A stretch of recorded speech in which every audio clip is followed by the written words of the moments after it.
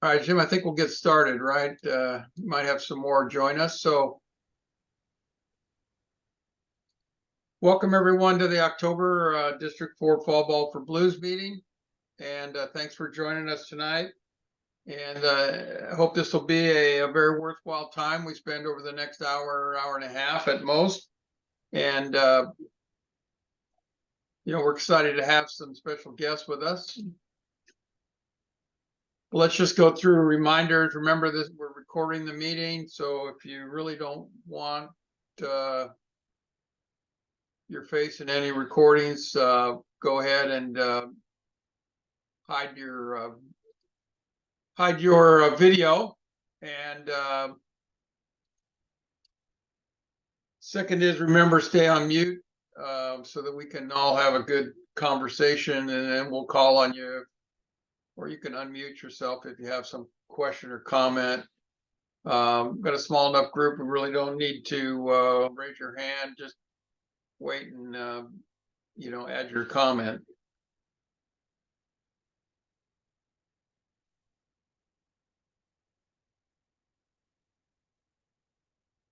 So tonight we've got three guests with us tonight. We'll introduce those folks in here in a minute, and we're going to listen to them talk about their experiences as a regional umpire and as a World Series umpire in the most recent 2023 tournaments.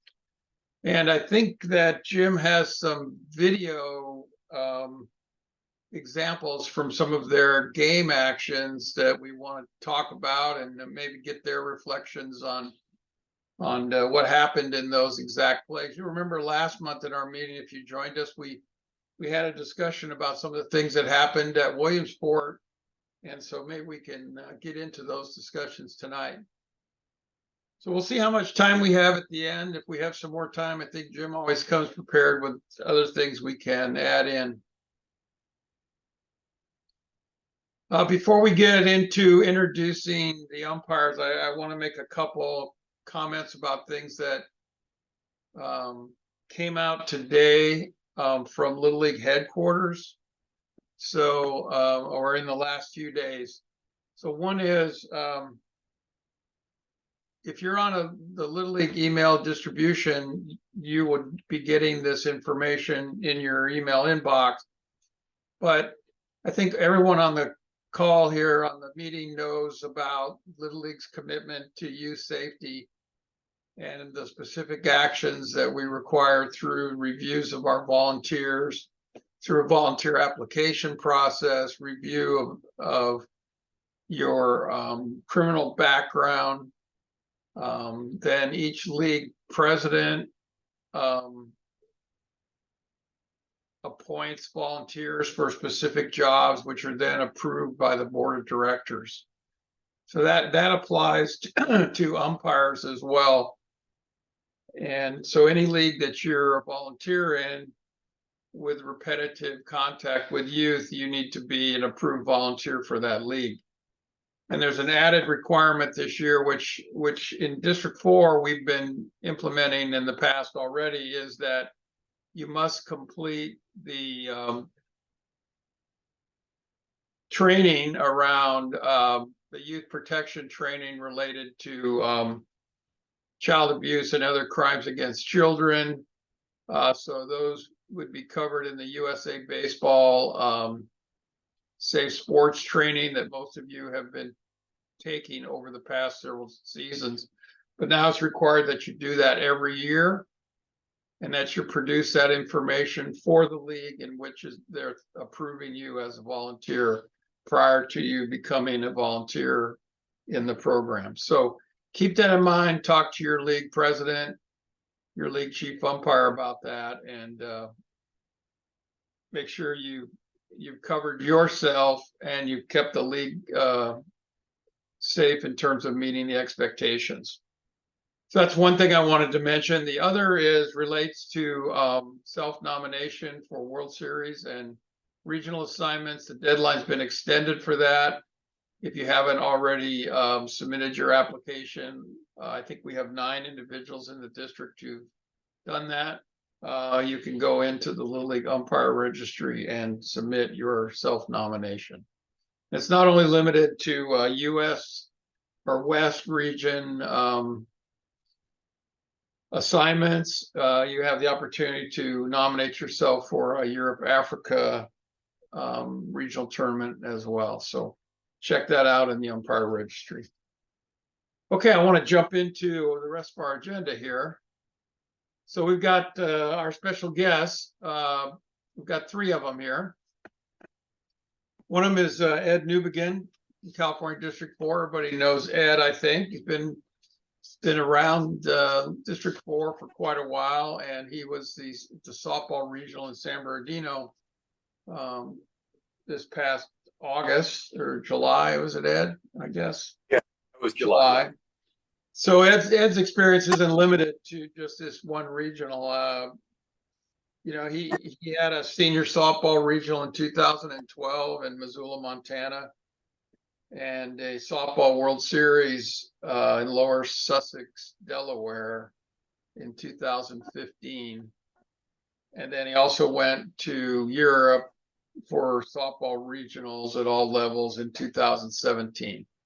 So Ed's been around for a while and has great experience. So thanks for joining us tonight, and we'll ask Ed to talk about his experiences in a moment here. So, and then we have two folks from other districts who participate at the Little League World Series. So Mike Debelak, most everybody knows Mike, is from the Torrance area, and he's been to Williamsport 3 times. So I'm sure he can offer some insights into the differences of his experiences in those 3 tournaments.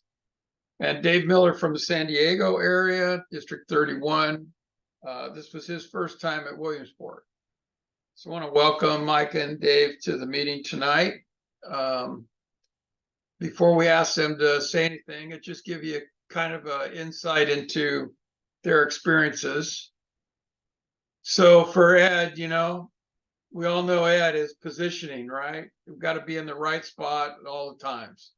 So this is something that I know Ed worked hard on prior to the tournament. And here's some examples. I mean, the first one up in the upper left, great positioning, see that tag play at home. And then right on the call and in the middle, maybe a little close, but you know, Ed almost punched the girl out, but that's okay.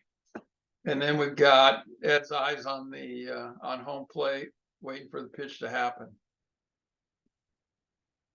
By the way, these shots are not anything these guys haven't seen, because I gleaned them all from social media sites that either they pre-approved or they didn't disapprove. So these are all good to use, I guess. So Mike, so if anyone's ever worked with Mike before as a student when he's been an instructor or in a game with Mike, one thing you know is, man, he's always locked in. So these are a couple shots that I found that I was pretty impressed with. You know, proper use of eyes. So, you know, what we saw on TV is the bigger picture. So there's the one in the upper left where the batter hit the ball. But look at Mike's eyes where he's actually looking. He's didn't move his head much, but he's looking at the ball as it moves away from the batter. And then the same in the one on the right. You notice the catcher's closed his eyes, but Mike's got his eyes trained on the status of the ball. So something to, and Mike's locked in his plate position there in the right-hand one. So I'd say, hey, you know, like I said, this was Mike's 3rd time to Williamsport. So, you know, he was focused on being an umpire. Well, we got Dave, his first time at Williamsport. What was Dave doing? Well, Dave was enjoying the experience, right? Hanging out at Lombardi Stadium, going to the original Little League field. And several West Region buddies showed up to share the experience with him there in Williamsport. And that's kind of a typical shot of Dave in the game, though, down there on the bottom left. You know, he's pretty focused. So I think these guys would all say, hey, these tournaments really more than more than just baseball, softball games. It's really about the experience of being with your colleagues at the series.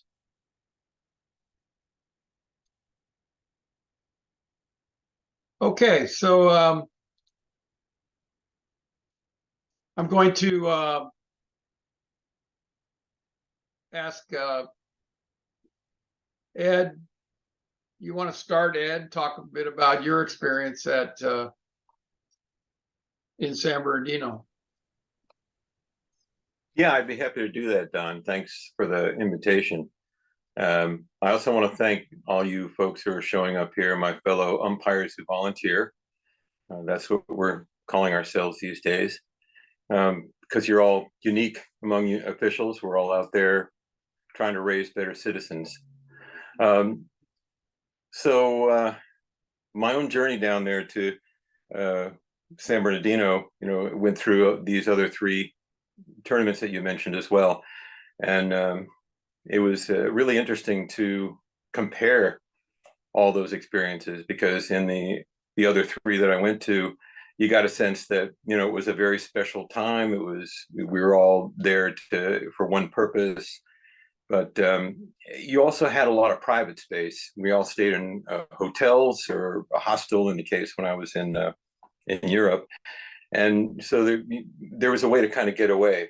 But when you go down there to San Bernardino, you're living the life 24/7. I mean, literally 24/7.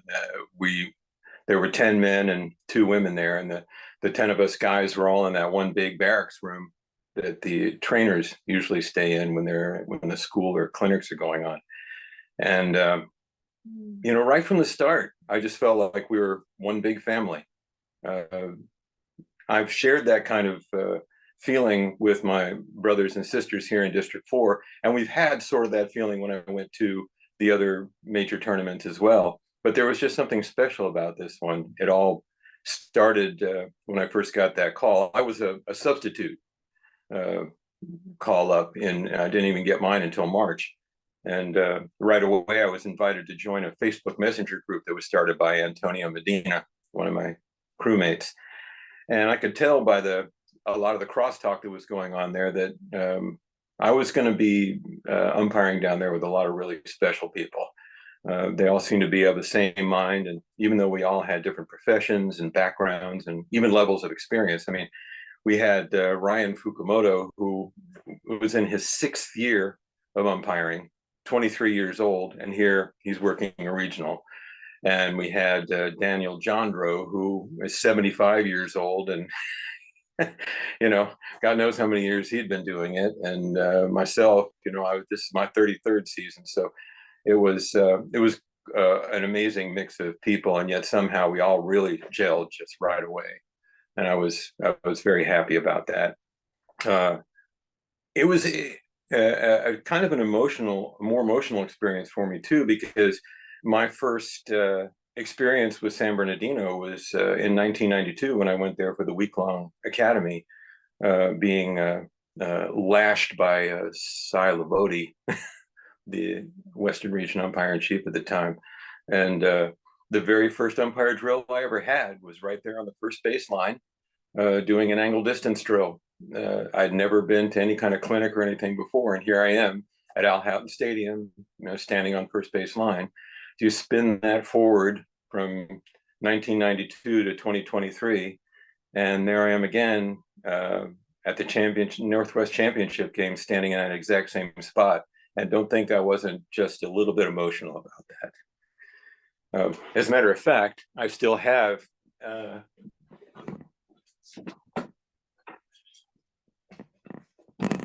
I went right before we left. I went over there and grabbed a handful of the clay from that very same spot. That's how much it meant to me. When we were there, for those of you, and many of you have been to San Bernardino before, it's not exactly, it doesn't exactly have a big lively nightlife, not for decent people at least. So we spent pretty much all of our time right there on campus, and that was just fine, because we were living the life. As I said, it was talking about Little League, talking about softball, and there's just a really special bond among softball umpires, especially ones who do that almost exclusively. We feel at times that it's kind of underserved, so we tend to be bonded a lot more quickly. So that really helped. The stadium itself too, the field was absolutely incredible. One of the best I'd ever umpired on. For those of you who saw any of the games, all it took was a hard grounder out of the infield, and that ball was at the fence almost immediately. It just went straight to the fence. There's so many inside the park home runs. But I felt it was really special too that I happened to be there when the very first over the fence home run was ever hit in Little League softball history there at that stadium. And not only was it great to be there for that, but that ball went over the fence, took 2 bounces, and straight to the player's mother. She was sitting out there beyond the fence, and it just took 2 bounces, and she just stood up, and it bounced right into her lap practically. It's pretty amazing. So, so we were there, and the fact that we were going to be on TV for every single game, we talked about that quite a bit. That we knew that there were going to be an awful lot of umpires, not just in West Region, but from around the country that'll be watching us and analyzing us. And there'd be people in the West Region who might be thinking, what are these idiots doing there? I should be there instead. And so we were really mindful of that, and we wanted to do our best while we were there. We were doing the same thing. We were watching games from the other regionals while we were there. There was a TV in the barracks room, and kind of comparing ourselves, and of course believing that we were doing such a much better job than everybody else was. But it was a lot of fun to do. And also replay. This is the first time any of us were experiencing replay, and we talked about that as well. It probably made us a little bit sharper as we were doing the game, but we sort of forgot about it as we went along. As any of you who watched the games could see, I mean, sometimes we were overruled. Other times things came up inconclusive, which was kind of disappointing for me, because I had a particular play that I kind of wish had gone, had been a successful challenge on the manager's part. But those are the kind of things that you move on from and learn some lessons from as well. The games, by and large, were really great. The coaches knew that they were on TV and that their behavior is going to be monitored, so they were pretty easy to talk to. And we as umpires kept our cool the entire time. There were really never any incidents that got very close to tossing anybody or something like that. There were some great personalities among the players as well. My favorite was this girl, Ella Hernandez from Montana. She was a catcher. And the one plate game that I had, she was the catcher there, and the total package that you want to see in any player, just all for her team, and not all about herself. She did have a little bit of swagger. I posted one of the clips from my game where she threw a player out at first base who was a little bit too far off of first after a strike call. Or no, it was a steal, and she just turned and gave a little tip of her cap to to her manager, and it was a lot of fun being with those folks. So overall, I think a lot of the biggest lessons that I learned there is that again, something that I've always believed in anyway, but you're never too experienced to learn something new. The evaluators were really thorough, and you tended to humble us from time to time, and that's necessary to keep us in line and keep us learning, regardless of how much experience we had. So I did appreciate that.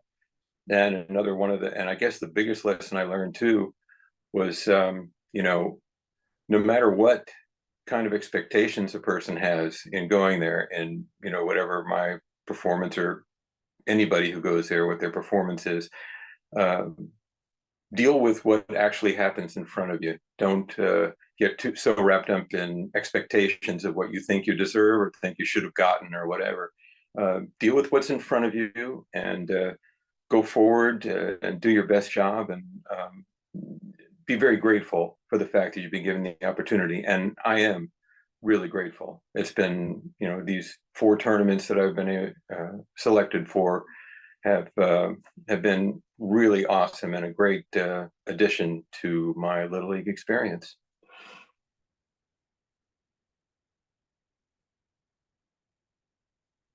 Oh, I can't hear you. Thanks. Thanks for those comments. Hey, quick question. You and I talked about this before you went down to San Bernardino as kind of my one of my providing some opportunity for you. You mentioned you had a pretty diverse crew in terms of levels of experience. So Dan's, 40 years, 50 years, who knows? And you, 30 some, almost 40, but how did that play out with others who were relatively inexperienced? You mentioned, one few years, but several of the crew had less than 10 years of umpire experience and probably never had been in these kinds of opportunities. How'd that play out among the crew? They soaked it right up. We talked, we joked around.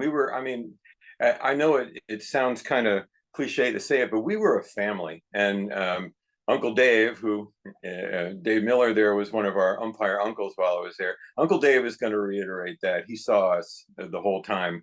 He was the only one of the 3 that was there the entire time. And we were learning from each other. Nobody took the role of oh, I know more than you do. We just talked all the time about whatever our experiences had been, the games we had just had, all that.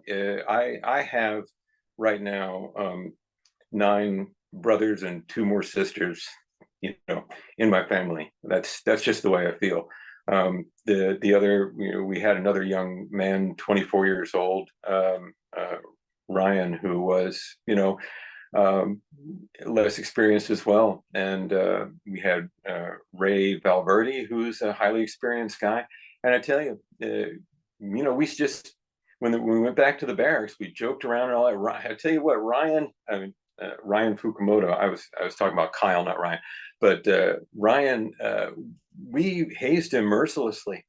At one point, Antonio picked up every single one of his possessions, including his bunk bed, and put it in the shower room. And Ryan didn't even know. He got back to the barracks, and he slept in the corner right by the door that leads out into the hallway, and every single bit of his stuff was in there, perfectly arranged as if that's where he was sleeping.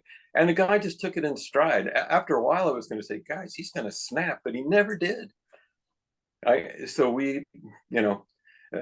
just the way it was. We were all that family sort of feeling, and we shared our experiences and shared our passion and love, not just for Little League, but for softball too. All right. Hey, Jim, do you have any examples for Ed to kind of look at and offer some commentary on? Sure.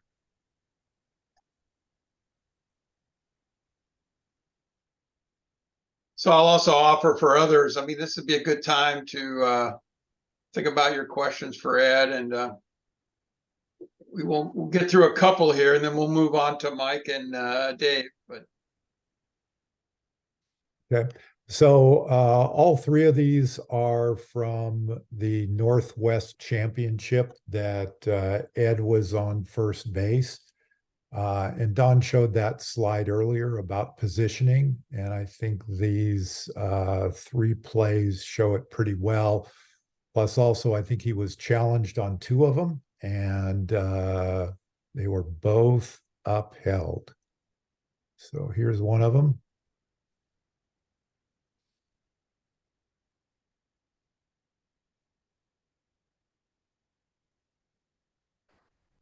Fortunately, she stopped and Ed didn't punch her out. Just never going to let me forget that.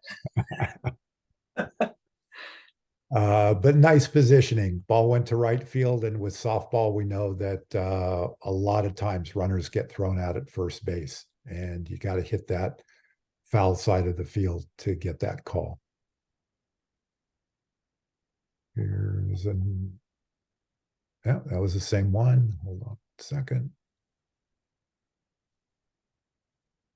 Okay. Okay, here we go.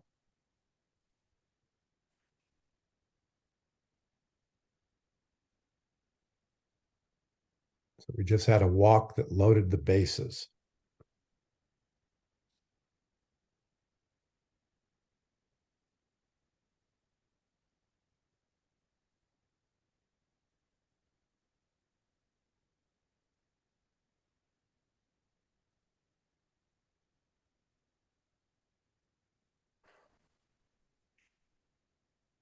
That one was challenged, right, Ed, and upheld. That one was challenged, yeah. And that's funny because that particular one too, I put this on my Facebook account as well. So that was challenged, and I felt pretty good about it. And I the coach came out and said, "Yeah, we want to chat." Told Randy there, Randy Santee, the home plate umpire. So I came down, and they were scrolling that one back and forth for a little while, because it was an extremely close play, and this is right around sunset, and Randy looks off to the side. This is how relaxed we were while we were there, because I want to give you a feel of how we were by this time. This is 10 days that we've been there, or 9 days by this time. And Randy is standing there, and he looks off to the side, and just above the outfield, the moon was coming up, and he says, "Hey, Ed, isn't the moon pretty tonight?" I said, Randy, yeah, it really is. And it's like, that's just the way we were at that point. We're just relaxed and ready to rock. And of course, then we got the affirmation, and I felt good. Okay, we have one more here. And this is going to be final play of the game.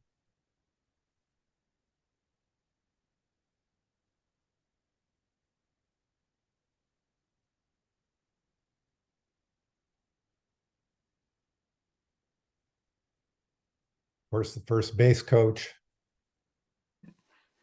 doesn't agree with the call.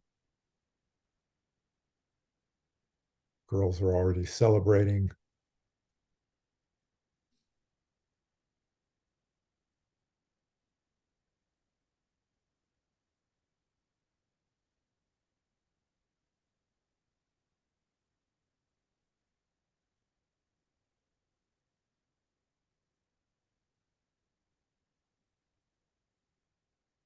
It's upheld. Game's over. That's a great way to end the season, I got to tell you. Absolutely. That's all I got, Don. All right, Jim, thanks. You want to unshare your screen?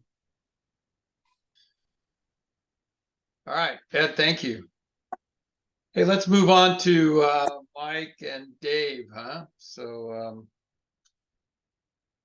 Mike, would you like to start by sharing your experiences at Williamsport? Sure. And again, Don, Jim, thanks for the invite. Ed, you guys did a really bang up job there. That whole crew, I watched quite a bit of that, and you guys really did a nice job there in San Bernardino. So congratulations to you and the crew. And the bonding effect, I've heard from other people too, just what you described there, how the whole crew bonded together. So it was really nice. So for me, as you mentioned earlier, Don, I've had the opportunity and thankful for the opportunity to have worked my third World Series in Williamsport. First one in 2018 obviously was real special, and be honest with you, kind of emotional, really, just because of the fact of, these are things I never really thought that wasn't my goal, to get to Williamsport and to put the time and the effort and all the training and everything else, you do, and all the people you work with and for and everything else. It just kind of comes to kind of head when you start to think about it. So that first one was pretty special. I got to go back that year with Sean Simpson from the West. We were the two West nominees and had a great time there. The second time was rather unique. It was, in fact, it was a trial, to be quite honest with you. We had just 2020, we didn't have the World Series. The group that was supposed to go from 2020 was asked if they want to come back in 2021. They would can certainly come back, knowing that there would be no fans per se, about 500 in the stadium at any given time, and there'd be no international team. So all of them declined. They wanted to roll to 2022. That's the option they were given. So Williamsport was left with trying to find umpires. So what they decided they would try to do is, one, they didn't want to have as many umpires on the field. So for the first time in a very long time, or at least as far as I know, they were going to go with four umpires on the field and work rotations. The second thing they wanted to try to do was, what if they brought some people back that had done this before? Does that make any difference in the level of umpiring? And then three was the first time a crew chief was introduced. So we had crew chiefs on that 2021 crew. Brian Henry was one of them, and he was with me last year. And then there were two others, one from the Midwest, Jason Kelly, and then Sean Gilday from the East. Those were the three crew chiefs, and there were 12 umpires. So we didn't even have 16 umpires. We had 12. And it was a little different. There's no doubt it was different with the U.S. teams. Not many people in the stadiums, and we used both the stadiums. As you know, two representatives from each region showed up there to kind of fill things out. You could hear everything in the stands that at that point, because you didn't have 20 or 30,000 people there. You had 500 people, so it echoed pretty well in there. So you could hear the oohs and the ahs and the come on blues and all that stuff. Where, in 2018 and last year, it's just a buzz. You really can't hear a lot in the stadium. You just it's just kind of a constant buzz. So yeah, the 2021 was pretty special in the fact that we got to try for the first time with the rotations, and really, having to go somewhere. The rotation is a little different than we do in the West. The Williamsport uses a different rotation, and I won't tell you any rotation is better than the other. Each one has its pros and cons, good and bad. I experienced a tough one last year for me. The angle I got on one of, we could talk about that later, but there was a tough one where a ball went out to right center field. I was at third base, second base umpire went out.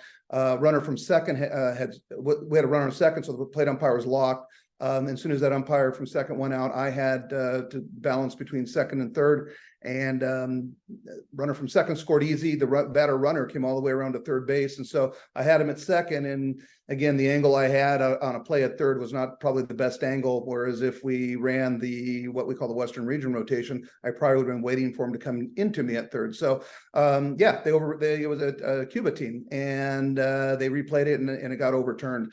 Let me say something about replay, and it's been discussed a lot. Jerry Davis and Stu Hartenstein had a lot to do with it this year, both at the region and at Williamsport, particularly in tweaking some things. Jerry will tell you, and he told us this, and I think Dave can attest to it, but his view on this is the replay element is a fifth official on the field. They're there to help you. So, we can fix safe and out. That's his big deal. We can fix safe and out. We can't fix balls and strikes. And so there's a big emphasis right now, and that's what you're seeing in these ID camps on the balls and strikes and the judgment. They will tell you, and I think he said it a couple times, Dave, maybe you heard it last week too. Pitches that are 6 inches, 7 inches, 12, a foot off the plate. That's when Steve Keener gets calls. That's when the Hill gets the call, and that's when they want to change things. And so what they did this past year, they liked the crew chief concept. In 2022, they used it, but they really didn't use it to what it was intended for. Steve Crispin represented the West. Steve went there, and I think he was on the field one time during that whole time. So you go there as a crew chief, you're asked to come back, you're asked to be a mentor. We were given our crews. Well, let me back up a little. So there's an orientation that takes place in May.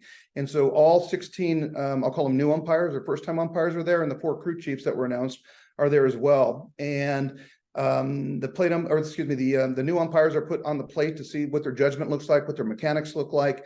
We run some field mechanics just to get them used to the rotations, to make sure they understand it. They're given that in advance. but to make sure they can actually try it. And then they run through some real games. They bring in teams from the area, little league teams that will play a game, and then the umpires are put on the field, and they're all given a chance at the plate, at third, at second, and at first, and they're evaluated by the crew chiefs as well as Tom Rawlings. And so after that orientation is done, we got together, we went back, we came back in early June, and we, quite frankly, I mean, this is what happened. You rate the umpires, and we ranked them from, you know, what we thought were 1 to 16 and how we wanted to divide them up. I knew I wasn't going to get Dave or Ben. They're from the West, so that was going to happen for me. And Brian Henry wasn't going to get anybody from the Southeast. They wanted to kind of split that up, but they did a pretty good job identifying top tier, what we consider top tier, maybe middle tier, and then maybe on maybe on the lower end. And when I say that, it's no disrespect to anybody. It's just where we ranked them 1 through 16. And so then we're given our crews. Each crew chief was given 4 umpires and assigned 4 umpires. And from about June through July, just into early August, the crews got together. My crew, we had Zoom calls once a week. We talked about rotations. We talked about first times in Williamsport, you know, where we're going to stay, where the different places to eat are, what happens, what the parade's all about, just everything that goes on to kind of prep the umpires. So when they get there, they kind of know what's going on and they have a feel for it. But again, a lot of it has to do with game situations and what happens in the games. The one other thing, you know, that's stressed, like I said, is you know, you can't let the fact that there's cameras out there and they're going to replay things, you can't let that cloud your judgment. You make your call. Ben Ed said that earlier. He said, you know, you go out there and you umpire, and you just have to do that. And if they want to replay it, then they replay it. Maybe there's a better angle on it. And like I said, it's really your 5th official that's out there. So if they see it and they get it right, that's great. We want to do that. Interesting. We're going to dive a little deeper into replay maybe later, but I just share a quick thought on a game I was working in. I think everyone's probably saw the game. Southern California was playing Tennessee early on, and it was a pretty good game, 2 powerhouse teams.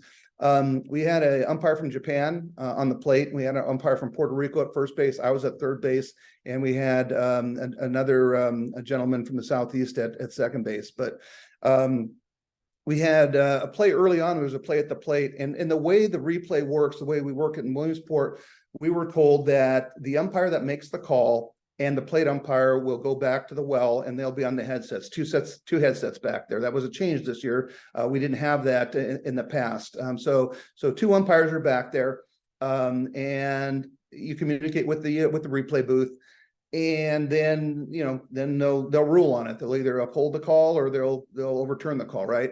So we had a play early on where the plate umpire made a call, and if the plate umpire makes a call, then the third base umpire goes down with them to listen on the headset because they made the call, and you needed someone else to listen in. So it was interesting because when I got down there, the Japanese umpire said to me after they wanted replay, he says to me, "You talk," and I said, "What?" He said, "You talk."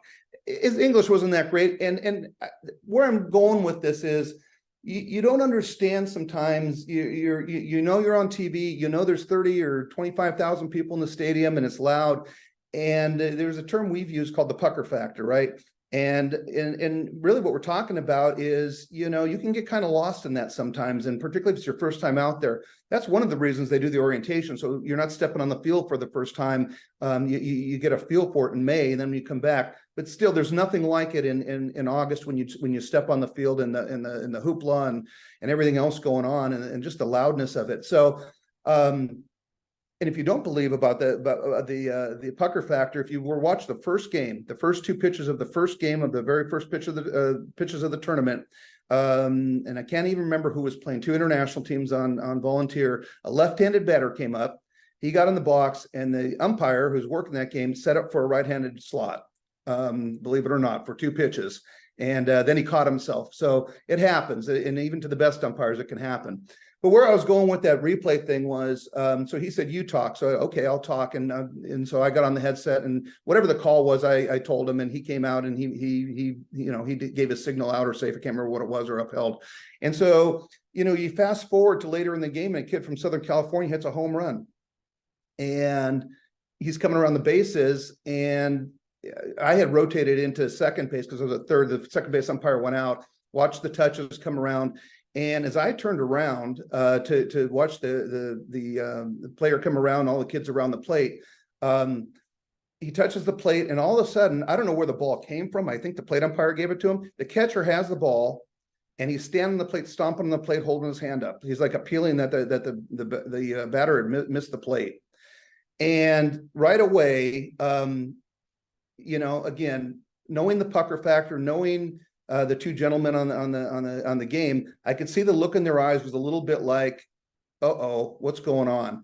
So I had, as a crew chief, we were kind of asked to, you know, we don't want to get overly involved, but I kind of interjected myself in that, and I pulled the group together because I could see what was going to happen, and I wanted to make sure they understood that when that ball was went out of play as a home run, that ball was dead.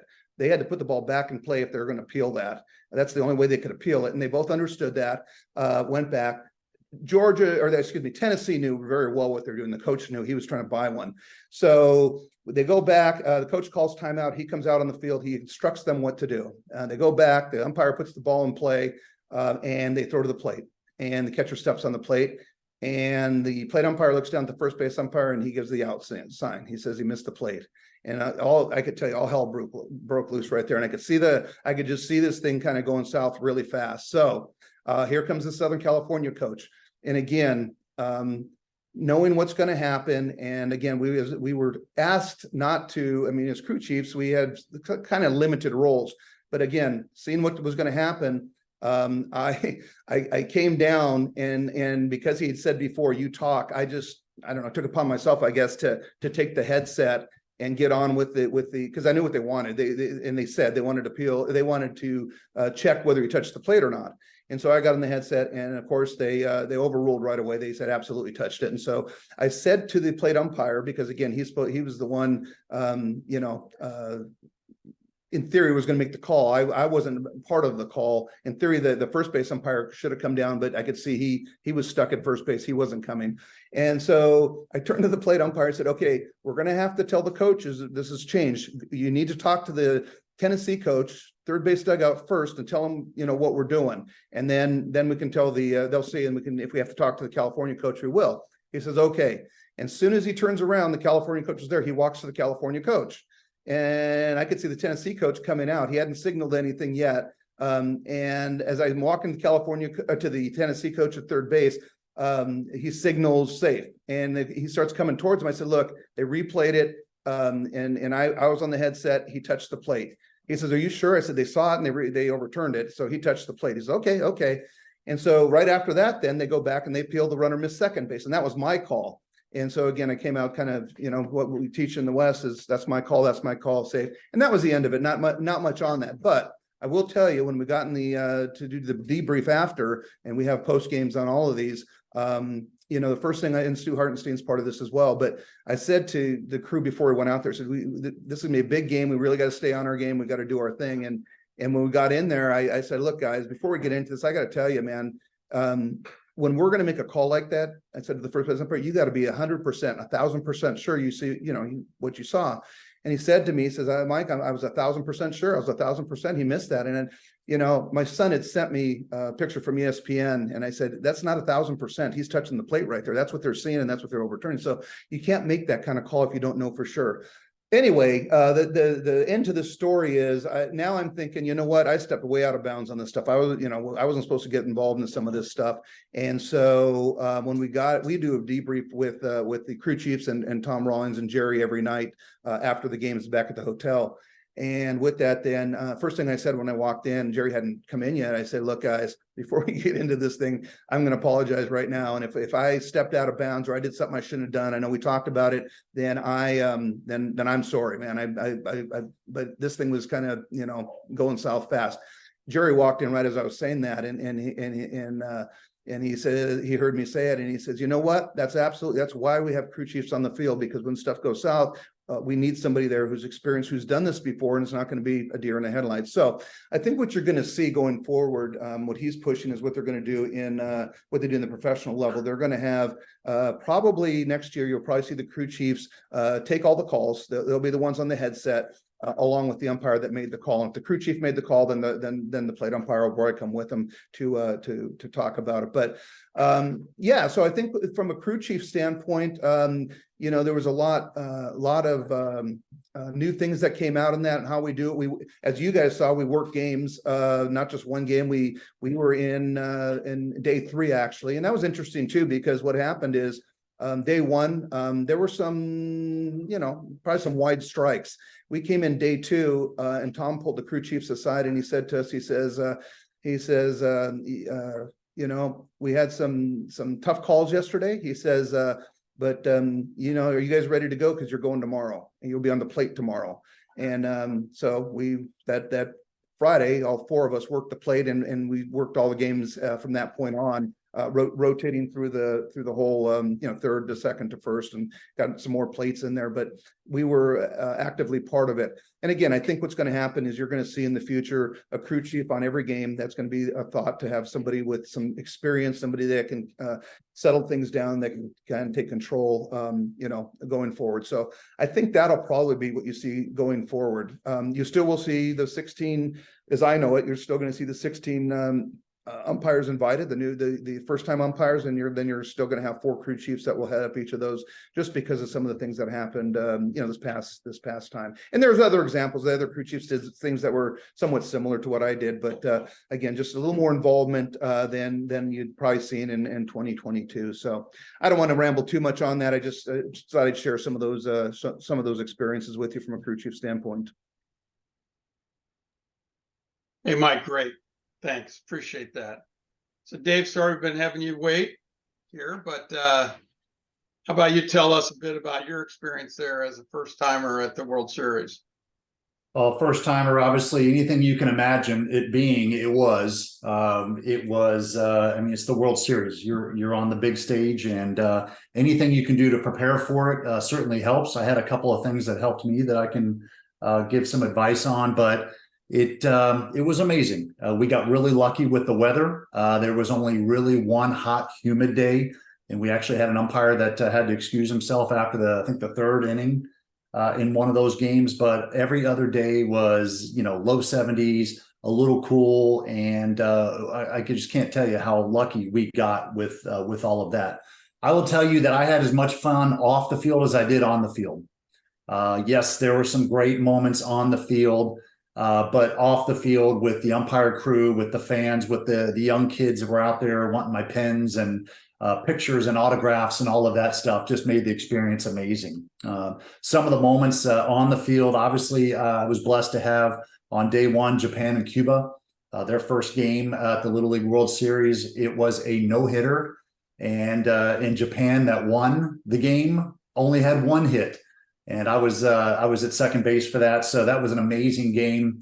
I will share with you that I don't typically get butterflies. And I will tell you that in the first half inning of that game, I had butterflies. And I thought to myself, Jesus, Dave, I mean, is this going to be you for the next 10 to 12 days having butterflies? And then I swear, right after that half inning, I ran over and purposely grabbed some water, even though I didn't need it because it was only the first half inning of the game. When I ran back on the field, I never, for the rest of the tournament, had a single butterfly or even my heart rate increase. But so I just had to get that out of the way, I guess. But I didn't know where those were coming from. But, you know, it's pretty big when you're in that first half inning, you're at the Little League World Series, and you've been umpiring for 18 years as a volunteer for Little League, and you finally get there. And it all just kind of comes back to you in one moment of all the people that helped you get there and all the successes that you had to get there. And it was just obviously a blessing. It was fun to call the last out of that game at second base. The kid stole. I don't know why he did, but he got him out on the foot. They didn't review it, but it made the top 10 on ESPN. It made the top 10 play of the day.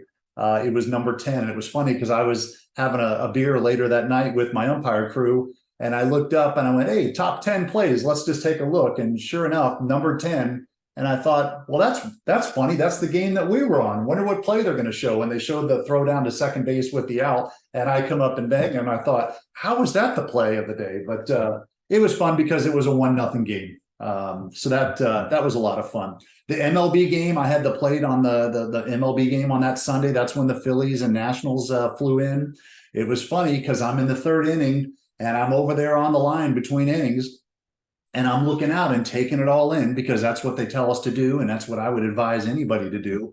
And I hear the announcer say that today's attendance 26,700 people, and I thought to myself, I can't believe how quiet it is for 26,700 people. The next half inning, I go over there and get a drink, and as I bring my head up to get a drink, I see literally 3,000 people standing on the fence all around home plate there, and not a single one of them is watching the game. They're all turned because Bryce Harper has entered the field, and all of the Phillies. And I just thought, this is crazy. There's 26,700 people. There's not a single person that cares what I'm doing right now. I mean, I could have done anything and nobody would have noticed because it was just absolute chaos. I can't believe they didn't stop the game and just have everybody kind of settle down with the autographs, because it was just chaos. But that was fun because I knew something was going on when it wasn't as loud as it should have been. Obviously, I was blessed to have the international championship plate. That was a lot of fun. I got to see the Chinese Taipei pitcher who was throwing 81 miles an hour, which I think is equivalent to 104. I do work high school and college, so I see that higher end pitching, but not from 46 feet. So it's completely different. And I'll tell you, that was a lot of fun and a lot of trust in that catcher, because those catchers, you think, they get there and they're still 12 years old, but they're not really. I mean, those guys are absolutely phenomenal, and they do a great job catching. Not a worry in the world about getting hit or anything like that. So that was a great honor. That was my third plate of the tournament. So I felt like I really represented well in that third game. That's something that I would happy to put my name on. Obviously, getting the world championship, I didn't think that I would get it because SoCal, it's kind of an unwritten law, but when SoCal was advancing through the tournament, I knew I was screwed. But I was really honored when they told me that night around midnight that I was going to be on the championship game the next day with SoCal. Obviously, I wasn't going to be on the plate for them, but to have second base was amazing blessing. And we all know how that game went. I mean, that was the most exciting Little League game in history. And to have SoCal, for the USA to win it, they had the two 6-foot kids, almost looking across at them. I'm 6'5", and to see those kids, I thought it was like a 15U game. And it was just a crazy. The loudest in the entire 2 weeks that it ever got was when Curacao hit that grand slam to tie it 5-5. That was absolutely nuts. There were probably 30,000 people there for that game, but that was the loudest I've ever heard a stadium being on the field. That was great. And then obviously the walk-off. It's funny because at the bottom of the 6th inning, I run over there and I run past Terry Falgo, and he looks at me and I look at him, and we both said at the same time, "Here comes a walk-off." And so I go grab my water, I run back to second base, and as soon as Ben puts the ball in play, I see the catcher. If you guys go back and watch it, the catcher lines up a good 2 feet off the plate, almost in the other batter's box. And when the pitch is delivered, he throws it right down the middle, right at the belt. And we all know what happened after that. So I was happy to say I went out on the ball, even though I got about one step. And I of course ended that game on the home run. But that was just a great moment. One of my favorite moments of the tournament, though, was when I think it was my second plate. I had Tennessee and somebody else. Anyway, the batter comes up and he has 2 strikes on him, and he swings and the ball hits him on the hand. And of course, he's doing this and he's getting ready to run down to third. And I'm like, no, that's strike 3 right here. So I even get my crew together just to discuss it. I'm like, hey, do you guys have him swinging on that pitch? Because I guarantee you it hit him on the hand, not the bat. And so they said, I don't have any new information. So I said, all right, we're going to go with what I have. So I call the batter out for the third strike swinging. And the third base coach, who I think was the manager of Tennessee, just went nuts. And he's like, Dave, no. On a third strike, if it hits them, if they swing, it doesn't count. It's a foul ball. And I went, wait, excuse me? He goes, yeah. Dave, the hand is part of the bat. And because it hit the hand on the swing, it's a foul ball. He goes, we have that all the time in Tennessee. And I just looked at him and I thought, we're not going to get anywhere here. And I said, no, it's a swinging third strike because it hit him on the hand. That did not touch the bat. And he goes, oh, no, we do that all the time. And I said, and I just cut him off and I said, do you want to go review it? Do you want to go review it? On the third time I asked him, he says, yes, let's go review it. So obviously we went and reviewed it. And then the call was upheld. But it was great because I was at the Mountaineer that night having a beer. There's a common thread there. And the coaches are in there. And I thought, well, this is going to get awkward. The coaches come over to me and they just go, Dave, we're sorry. I don't know what the hell we were thinking, but we went and looked at it and you were right. And I said, well, I've got to be surprised. I'm a little bit surprised that you guys made it this far and didn't know that. But I wasn't going to say that on the field because everybody's might. But that was just one of those like, wait, what? So that was one of my favorite moments on the field, just to explain that. Some great stuff off the field, obviously getting to know the crew from all over the country and the world. I will tell you that I took joy in a few small things. Mike knows me well. Kate, Jim knows me well too. Obviously Jeff and Candido and Gerard. I'm very a little OCD with stuff, and everything's got to be perfectly pressed and clean at all times. And we're all unpacking our stuff to put it in our lockers when we first get there. And I'm pulling out all my stuff. Everybody's shoving their stuff on hangers in their locker. I'm pulling my stuff out. I'm getting my steamer and I start steaming stuff. And everybody gives me this look like, what are you doing? Why are you doing that? And I politely said, this is the World Series, guys. I'm not walking out on the field with any wrinkles on my clothes. And I'll be damned if I'm going to let any of you guys walk out on that field with any of with any wrinkles. And there was about a 2 or 3 second pause. And then all of a sudden I hear, hey, can I use that after you? And so I had everybody using the steamer throughout the rest of the week. It was awesome. Even with small stuff like cleaning the shoes. When I went outside to clean my shoes one day, I had a couple of guys out there, they were just chit-chatting, and all of a sudden I could see that they were watching me, and they were just watching the way I even cleaned my shoes. And they were like, that doesn't make sense. Why don't you just put the soap on it and just scrub it in and then wash it off? Because they saw me putting water on it first, then soap, and then scrubbing them. And I said, let me ask you a question. Do you jump in the shower completely dry and rub soap on you? Or do you get wet first and then put soap on you? And it was just another one of those moments where they're like, holy crap, we just learned how to clean our shoes. And it was just the little stuff like that that really was exciting for me, because even the buffing of the shoes, I have a little buffer that a lot of you guys probably do too. And I put it on there, and they were kind of looking at my shoes, and then they're like, hey, can I, you mind if I get that for a second? So they were starting to adopt some of my things, which was fun. Trading pens with the youth was priceless to me. We'd be walking around, and they would stop and say, are you Dave Miller? Are you the umpire? And yes. Well, can we get a picture with you? We have friends of friends of friends of a cousin of a friend who lives in your town, and we got to take a picture with you. So such a small world. That meant the world to me. We had a gentleman come outside of our locker and ask for an autograph and a picture with me. He was from the West. He was in a wheelchair, and his mother, I walked away from there crying because it was just such a special moment. I felt so important. And then it was nice. The news from San Diego dialed in a couple of times in the morning to check in on me, to say, hey, Dave, you're at the World Series. How's it going? Tell us a little story. So that was fun. That was very fun to do that. And the craft is real. You're just a celebrity when you're there, and boy, when you come home, you are an absolute nobody. Right after you get home, it's funny. Nobody even cares about you. But just some small advice for people.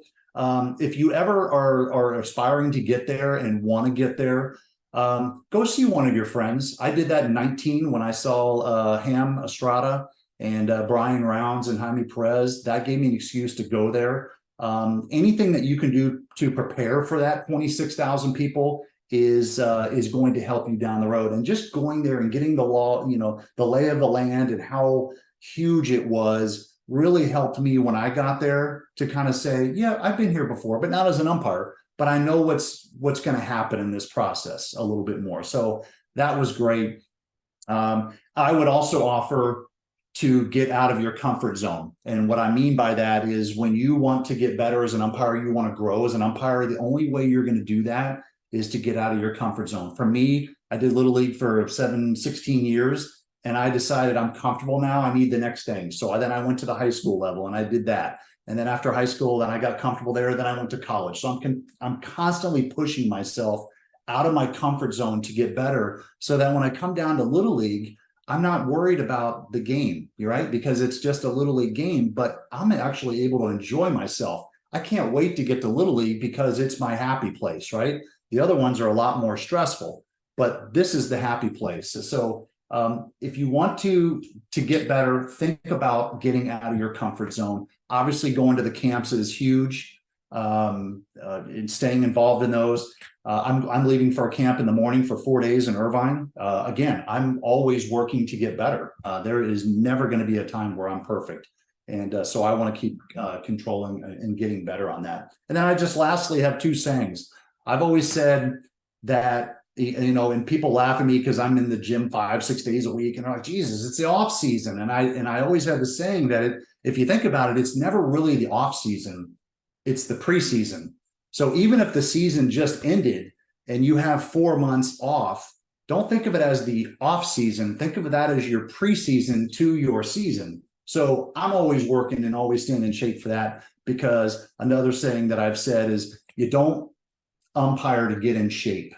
You get in shape to umpire. And some people will umpire to get in shape, and you're too late. That's not going to work. You have to get in shape to umpire. So those are two sayings that I share with my District 31 staff and my guys, because I think it's just really important. So I appreciate the time, Don and Jim, having me here this evening to share some stories. All right. Hey, Dave, thanks. Nobody would say that you're detail oriented. Come on. Just a little. Hey, All right, Dave, Jim, do we have some opportunities for Mike and Dave to comment on? Yeah, but Candido, were you saying something there? yeah, I was just gonna ask Dave if he asked the Tennessee coach where you can buy those bats with the hands. I mentioned it at him at the bar, and I said I wasn't going to say that on the field, but when you asked me that, our common response to that is, "Hey, when you buy the bat, are the hands on the bat?" And he started laughing, but I said I was no way going to say that on the field because that could have been taken as disrespect. So I just looked at you and said, "Would you like to challenge? Would you like to challenge?" And so he appreciated that, but he felt pretty stupid. Okay.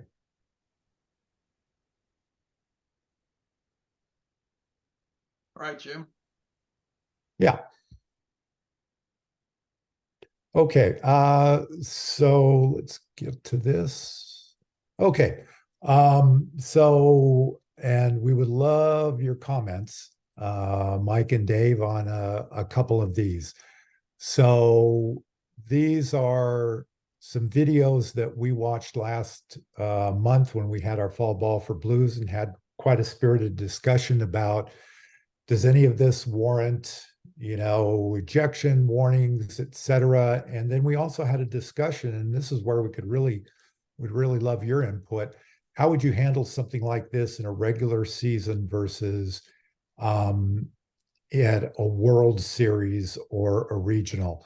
So this is the Chinese Taipei pitcher, and this starts off with a strikeout and sort of gives us a sense of that he is kind of intense. He does kind of follow batters a little bit.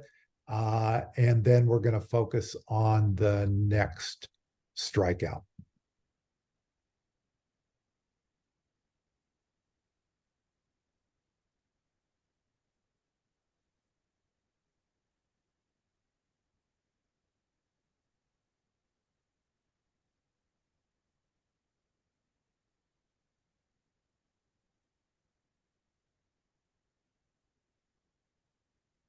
Let us know when you want us to chime in.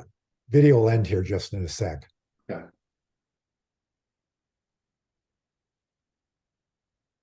Okay, go ahead.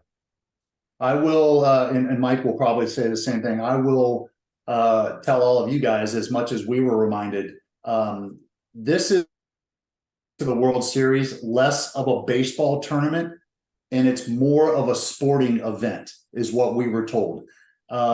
This action here by this player having a small word with him, showing a little bit of emotions, a lot of the international teams had a lot of emotion.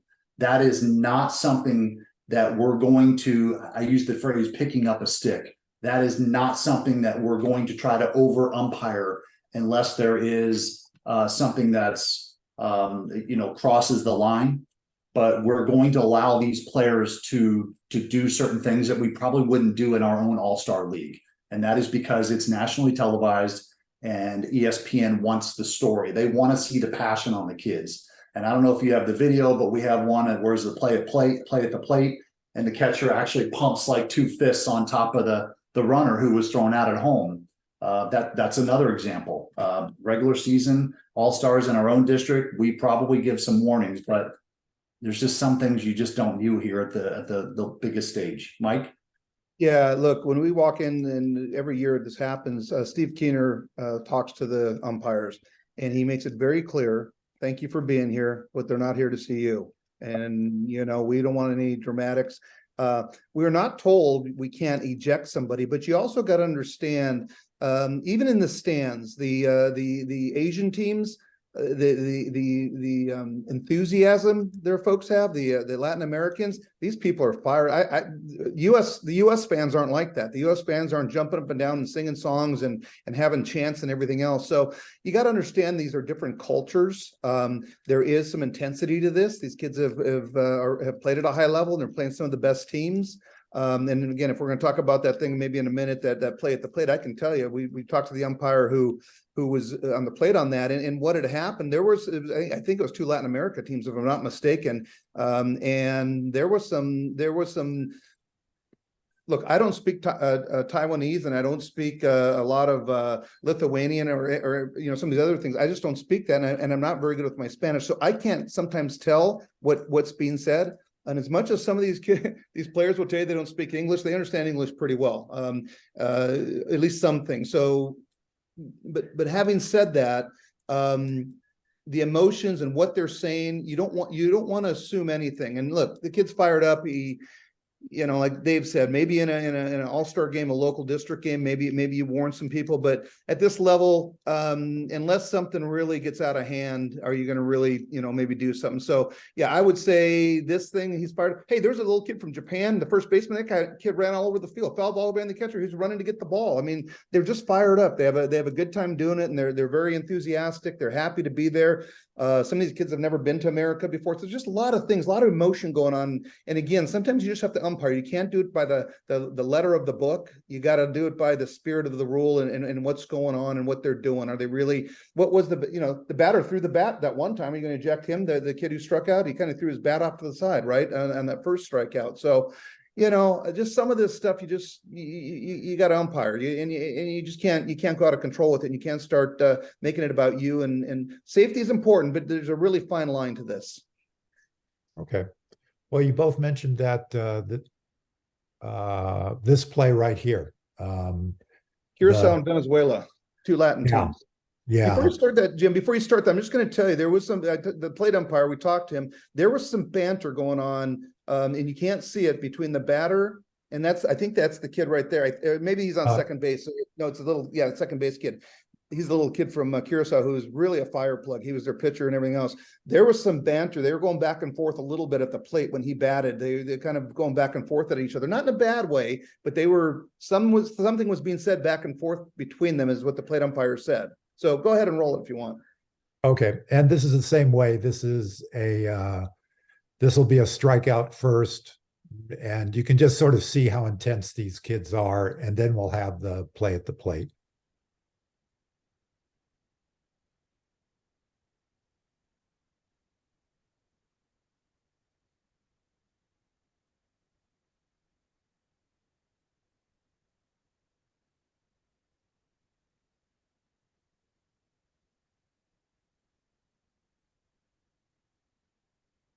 Now, I'll also tell you a little on this. They were asking the plate umpire. The one thing he wanted to wait and see, he had to wait and make sure the catcher had the ball too, is what he was saying. So he didn't jump into it right away. He wanted to make sure the catcher had firm control of the ball.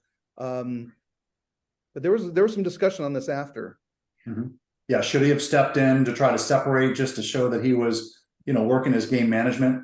But like Mike said, he was wanting to make sure that he had the ball in possession. But again, I talk about the pucker factor a little bit as we're seeing they replay that.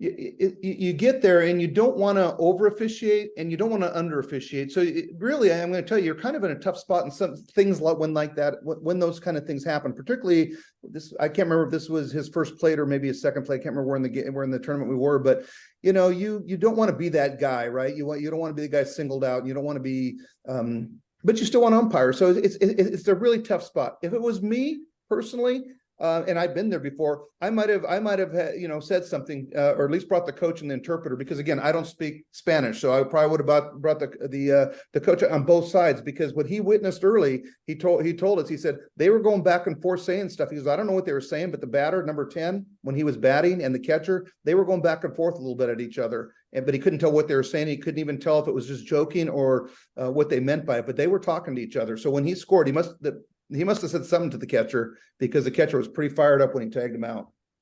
Mm-hmm. Jim, do you have the one with Curacao when that pitcher struck out somebody? No, I do not. Okay, so in my game, I was at first base, and Curaçao's pitcher struck out somebody and did one of these. After he struck the batter out, he did one of these, and he ran off the field, and I ran over to where they gathered, because they were, they do a little talk before the next inning, and I went over to the coach, and I gave him one of these, and I said, no, no, no, this. I said, no, no, no. And he looked at me and went, yes, yes, sorry, sorry. So I used my hands to tell him, do not allow that player to do this, because it was a little over the top. But having said that, Dave, I mean, let me just add on to that. So that you're talking about Curacao team, right? Number 10. Yeah. Yeah, look, the Curacao coach, the first base coach, and the third base coach were pretty animated. I mean, there was a certain game that Dave and I were put on just because of those, and I think Ben was on that too. If I think about it, he was at third base. Dave was at first side of the plate. We were put on that game for a reason, because of the antics that the Curacao coach demonstrated. We talked about it before we went out there. Let's keep them in the box, both of them. Let's protect each other on this thing. And that's the game where the first base coach started arguing with you about that first pitch check swing, that I had to go down and actually put my arm out and say, we're going, let's go, let's go. Again, we had talked about that. We knew what we're getting into. And Yep. and again, we were told that when we got off the field, Jerry said, great job, guys. You guys really controlled that game, because that Curacao team could get very animated. And that coach, you guys saw him. I mean, he was up and Right. down, arms flying all over the place. It was their third year in a row there. I mean, they know what they were doing. Yep. So. Yeah. That showed up on TV, Dave, with you coming down there and ushering him back to the box. It looked very nice. Well, I appreciate that. I gave him a little beat there because I knew Mike was handling it. But as soon as I saw the first base coach with the hand go out like this and point at Mike, that's when I said, nope. So I ran down there and said, nope, it's time. And he says, but that first pitch was a check swing ball. And I said, there's nothing we can do about it now. That was 3 pitches ago. And he goes, oh, shoot, you're right. So he just needed to hear me say that. And I said, it doesn't matter what he called. It's 3 pitches ago. We got to move on. Let's go, let's go, let's go. By the way, he said that in English, where Yeah, some he couldn't understand English. of He course understood he exactly did. what Dave was saying. Yeah. There's a couple more we can look at, but does anybody have any questions about these two plays for Mike or Dave?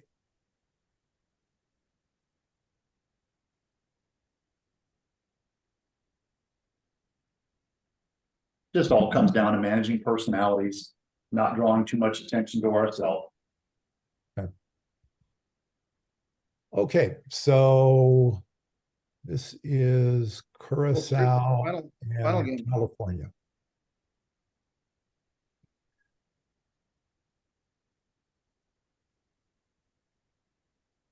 Gotta love having to go out on those.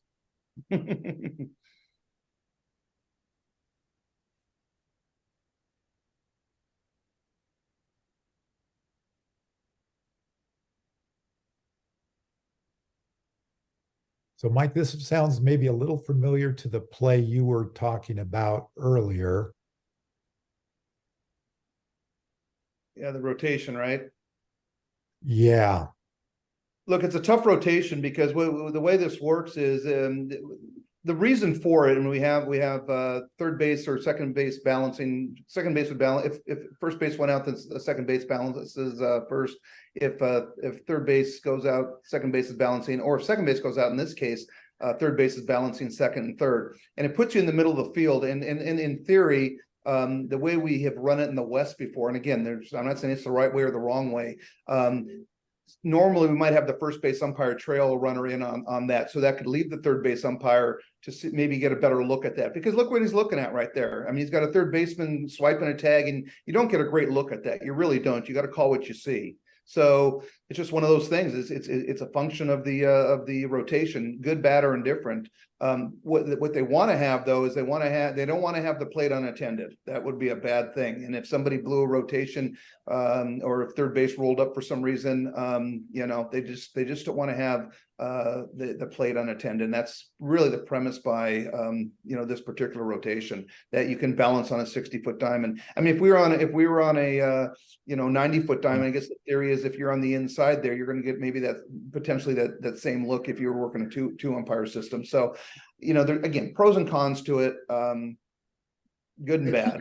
Yeah, the key here is that when you come inside like that, you still need to find the status of that runner at third, because this base umpire goes almost towards second base too far when there's not a play happening there. So he should have been a little bit more aware of what was going on at third, and maybe shouldn't have gone that far. Should have stopped as you see him come in.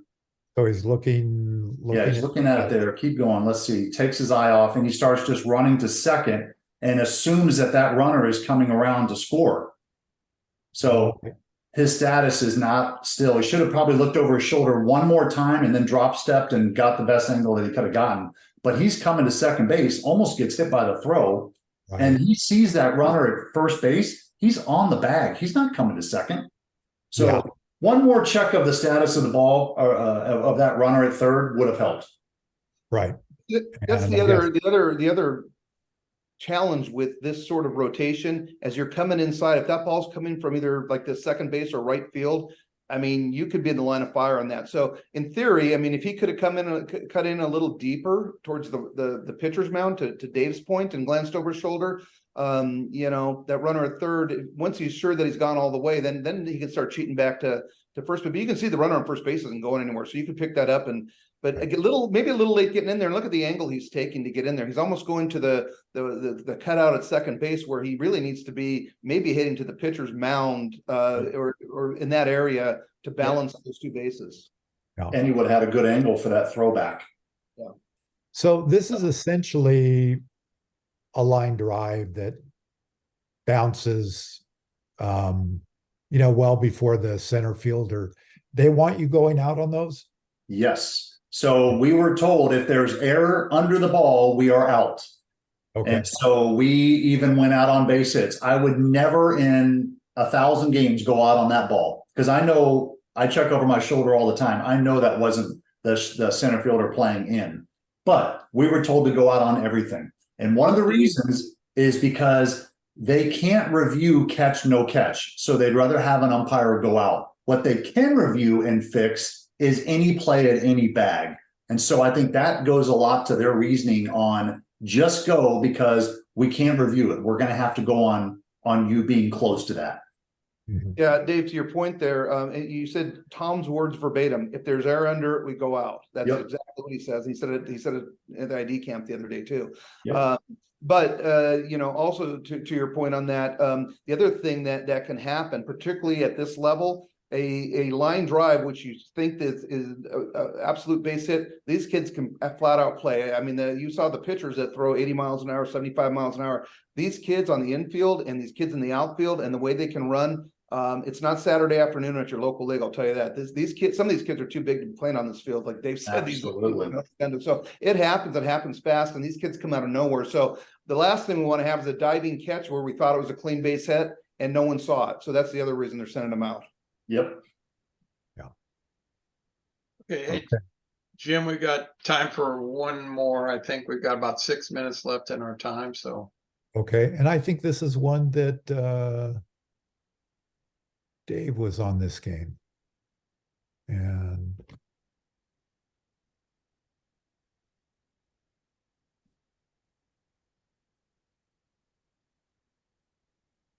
you kind of look around, you go, don't see an umpire anywhere there. That was, That we'll see a better view here of actually what ends up happening, which is U2 and U3 both go out. Yep. it's awesome going to the World Series working two man. And here's the I- problem with that. You got runners in scoring position, so where's the first base umpire? Stuck at first, right? Yeah, I'm stuck because I'm not allowed to leave, but I will tell you, I don't know if you can see it from above. I had already stepped 4 or 5 feet in, getting ready to go to second. So I came down to point of first. Where am I? Yep, I'm coming down to first. And then as soon as I see this, I take about 4 steps in toward almost the pitcher's mound because I'm realizing, oh crap, I better get in there. I see 2 people out. Yeah.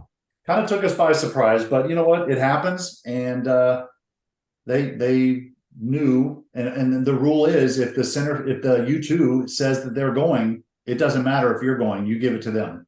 Whether it's right or wrong, U2 is always right. I think that's what they told us. Now, do I believe that? Probably not, but that's what they believe. Yeah, U2 is always right. And the other thing we at least with my crew, we talked about, as soon as that ball's in the air, the wing umpires, the first thing they don't pick up the ball, they look right at the second base umpire. And if he's going out or she's going out, then they're rotating. If they're not going out and it's in your area like their left field there, then that third base umpire is going out, or Yep. the other base umpire. Yep. But they didn't read. The third base umpire obviously felt it was in their area and went. Yeah, But which you way is the fielder going? a fielder going to the line. Yep. So probably should have been the third base umpire. Yep. But then at some point should have looked over at U2 and then bolted back in. Absolutely. Well, and they were kind of ingrained in their head too. If you go out, stay out. So they probably didn't know how to fix it at the time. Remember, this play happens pretty quick. Yeah. And so you just hope that you don't miss anything and you hopefully you have a crew saver out there. Yeah, and I think at this point is where he looks and is going, uh-oh. Yep.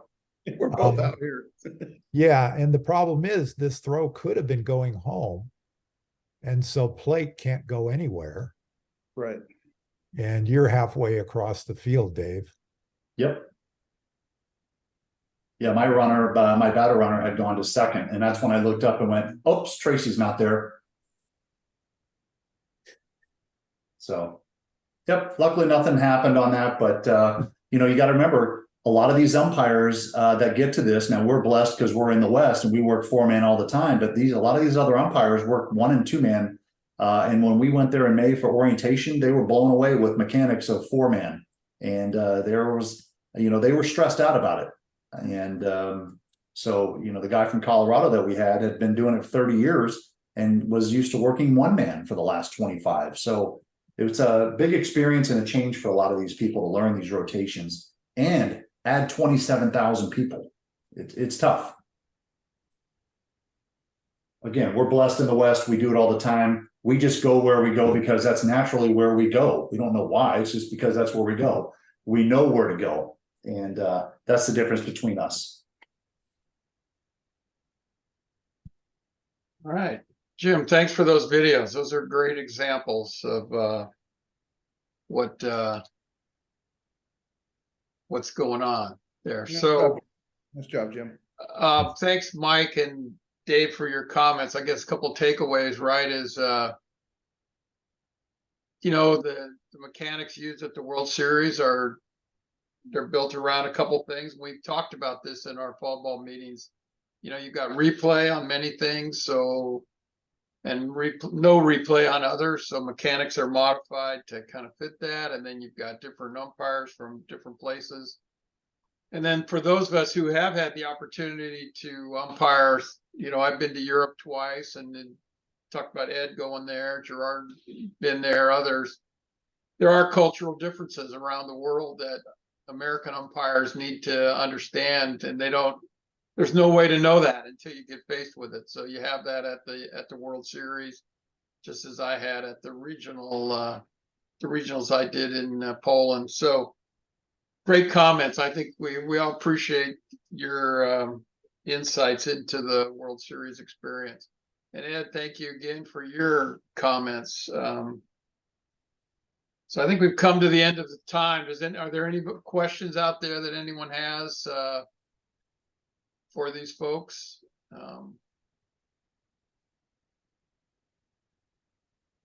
Okay, seeing none. Again, thank you, Ed, Mike, Dave, for joining us. Thanks to the rest of you for joining us. Reminder, the video has been recorded. It'll be available on our YouTube channel tomorrow morning for you to view again or share with your umpire colleagues. Thanks for joining us. And then our next fall vault meeting is coming up the week after Thanksgiving in November. So you'll be getting input on that, and I hope you can join us. So thanks everybody for joining us tonight. Hey, Mike and Dave,